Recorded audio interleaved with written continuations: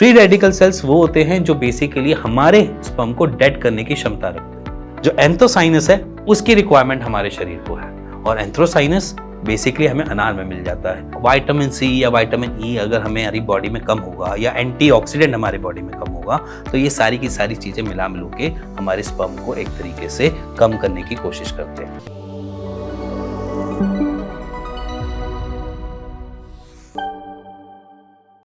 So guys, अगर आप infertility से सफर कर रहे हैं, मोस्ट ऑफ द डॉक्टर आपको एक ही चीज रिकमेंड करते हैं, वो है पोमेग्रेनेट, जिसे हम अनार बोल देते हैं। अनार या पोमेग्रेनेट आपको ऑलमोस्ट हर जगह अवेलेबल है। ऐसा नहीं कि उसको कहीं दिक्कत होती है मिलने में या उसकी अवेलेबिलिटी में कम है, ऐसा कुछ नहीं। बट अगर पोमेग्रेनेट क्यों रिकमेंड करते हैं, उसके ऊपर एक क्वेश्चन मार्क है। वो क्यों बोला जाता है कि पोमेग्रेनेट यूज करो, पहला क्वेश्चन। सेकंड आता है कि क्या पोमेग्रेनेट हमको फर्टिलिटी से सही में हेल्प करता है निकलने के लिए, सेकंड क्वेश्चन। और थर्ड क्वेश्चन आता है, क्या हमें पोमेग्रेनेट डेली बेसिस पे यूज करना चाहिए या नहीं।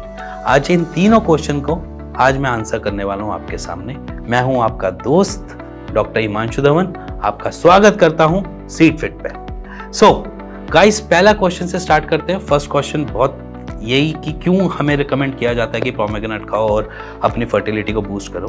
तो उसके पीछे रीजन है उसके एंथ्रोसाइनस। एंथ्रोसाइनस क्या चीज है? एंथ्रोसाइनस वैसे बेसिकली ब्लूबेरीज में मिलता है, बट ब्लूबेरीज की अवेलेबिलिटी इंडिया में थोड़ी सी कम है और एज सच है भी तो बहुत महंगी है। तो ब्लूबेरी और अनार या जैसे पोमेग्रेनेट दोनों में एक ही चीज कॉमन मिलती है, वो है एंथ्रोसाइनस।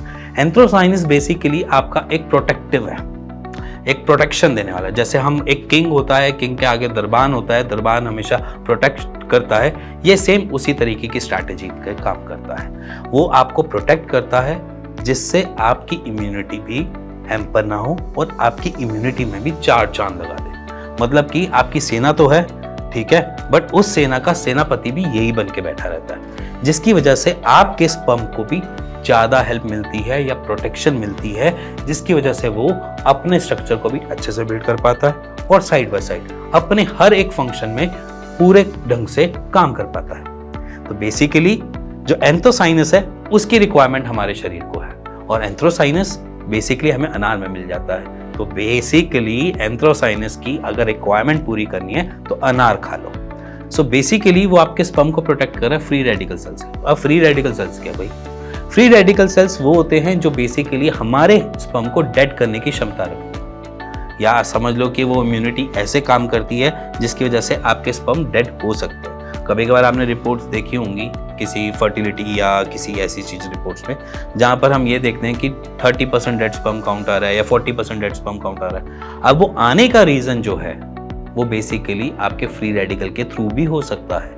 तो इसीलिए उससे सेव करने के लिए या उससे प्रोटेक्ट करने के लिए एंथ्रोसाइनस अपना काम करते हैं, जिसकी वजह से आपके स्पर्म हेल्दी बनते हैं। अब स्पर्म हेल्दी बनेंगे तभी तो कंसीव कर पाओगे, अदरवाइज तो कंसीव कैसे होगा? तो इसीलिए कंसीव के लिए डॉक्टर्स आपको रेकमेंड करते हैं कि आप अनार खाना स्टार्ट कर दीजिए या पोमेग्रेनेट खाना स्टार्ट कर दीजिए। सो अब ये क्वेश्चन का तो आपको आंसर मिल गया कि क्यों रेकमेंड करते हैं डॉक्टर्स पोमेग्रेनेट खाने के लिए। सेकंड क्वेश्चन आता है, क्या पोमेग्रेनेट हमें सही में हेल्प करता है फर्टिलिटी में? तो यस, द बिग यस।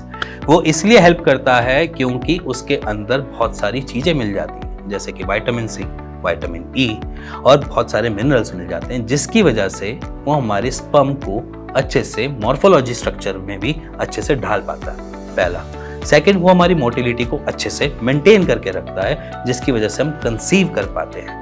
अगर विटामिन सी या विटामिन ई अगर हमारी बॉडी में कम होगा या एंटीऑक्सीडेंट हमारी बॉडी में कम होगा तो ये सारी की सारी चीजें मिला मिलू के हमारे स्पर्म को एक तरीके से कम करने की कोशिश करते हैं। तो अगर हमारे जितने भी मिनरल्स हमारे बॉडी में हैं वो हमारे को हेल्प करते हैं हमारे बूस्ट करने के लिए हमारी फर्टिलिटी को। सो बेसिकली एंटीऑक्सीडेंट होना उसका दूसरा सबसे अच्छा रूल है, जिसमें हम कहते हैं कि एंटीऑक्सीडेंट होने वाली चीजें जो भी आपको मिलती है उससे आपकी फर्टिलिटी बूस्ट होती है। तो basically antioxidant vitamin C, vitamin E rich है, तो इसलिए आपको लेना चाहिए, जिससे आपकी मॉर्फोलॉजी और मोटिलिटी दोनों ही बढ़िया से काम करती रहे। और इसी के साथ साथ वो हमें ऑक्सीडेटिव डैमेजेस से भी बचाता है, क्योंकि एंटीऑक्सीडेंट है जैसे अभी बताया, तो जिसकी वजह से हमें बहुत ज़्यादा हेल्प मिलती है अपनी फर्टिलिटी को बूस्ट करने में। थर्ड क्वेश्चन आता है, पोमेग्रेनेट को हम डेली बेसिस पे यूज़ कर सकते हैं, और यहाँ पर भी मैं बिग यस बोलूँगा। वो इसलिए बोलूँगा क्योंकि आप इसको डेली कंज्यूम कर सकते हो। ऐसा नहीं है कि आपकी न्यूट्रिशन वैल्यू को कम करेगा या ज़्यादा करेगा, बल्कि आपको एड ऑन ही देगा।